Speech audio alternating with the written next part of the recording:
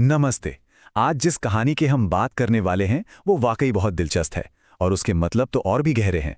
ये एक ऐसा सवाल है जो हम सब कभी ना कभी सोचते हैं, है ना?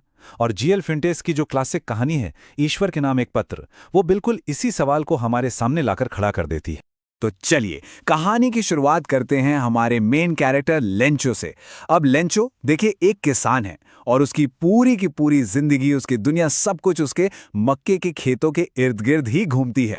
उसकी उम्मीद ना बहुत ही सीधी साधी थी, बस एक अच्छी फसल हो जाए। और उसके लिए उसे क्या चाहिए था? सिर्फ बारिश, बस थोड़ी सी बारिश। और फिर बारिश शुरू हो जाती है। आप सोच सकते हैं लेंचो कितना खुश हुआ होगा। उसकी खुशी का तो कोई ठिकाना ही नहीं था। उसके लिए बारिश की हर बूंद जानते हैं क्या थी? वो थी समृद्धि का वादा, एक उम्मीद। लेकिन कहानी में एक ट्विस्ट है। ये जो उम्मीद का वादा था ना, ये बहुत ही जल्दी एक भयानक सपने में तब्दील हो जाता है। जो बारिश उम्मीद लेकर आई थी, वही बारिश अब एक विनाशकारी ओलों का तूफान बन जाती है। और ये तूफान, ये सब कुछ सब कुछ तहस नहस कर देता है। तबाही इतनी भयानक थी कि लेंचो को लगता है कि इससे अच्छा तो टिड्डियों का हमला होता। मतलब सोचिए, अब लेंचो और उसका पूरा परिवार भुखमरी की कगार पर आ खड़ा हुआ था। अब जब सब कुछ खत्म हो चुका था, तो लेंचो किसके पास जाता? वो अपनी आखिरी और एकमात्र उम्मीद की तरफ मुड़ता है।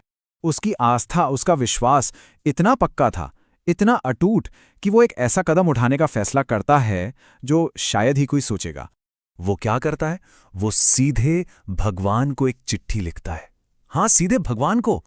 और उस चिट्ठी में वो अपनी पूरी कहानी बताता है, अपनी मुश्किल बताता है और एक बहुत ही खास गुजारिश करता है।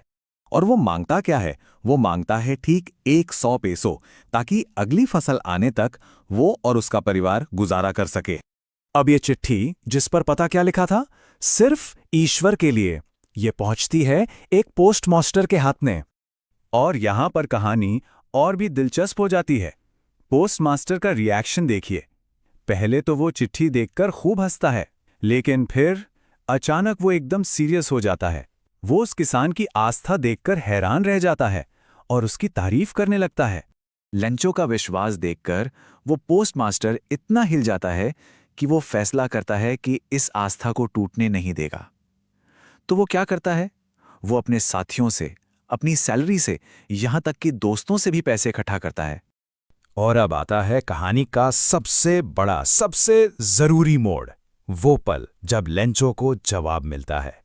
लिफाफे के अंदर उसे पैसे तो मिलते हैं, लेकिन वो 100 पैसों नहीं होते। वो होते हैं सिर्फ 70 पैसों। मतलब जितने उसने मांगे थे उसके आधे से बस थोड़े ही ज्यादा।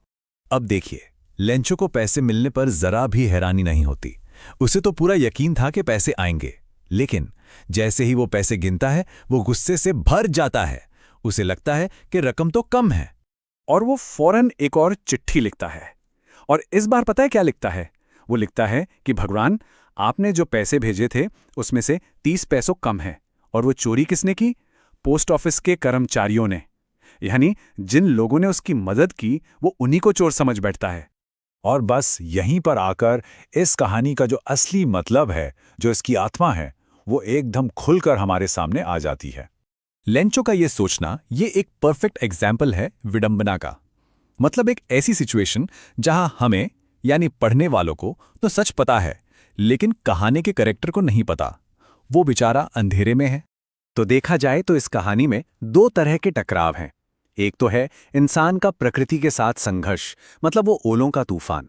और दूसरा है इंसान का इंसान के साथ संघर्ष, जो असल में लेंचो की एक बहुत बड़ी गलतफहमी है।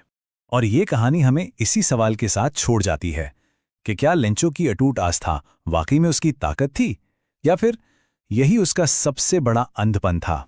एक ऐसा अंधविश्वास जिसने उसे अपने आसपास की इंसानी अच्छाई को देखने ही नहीं दिया।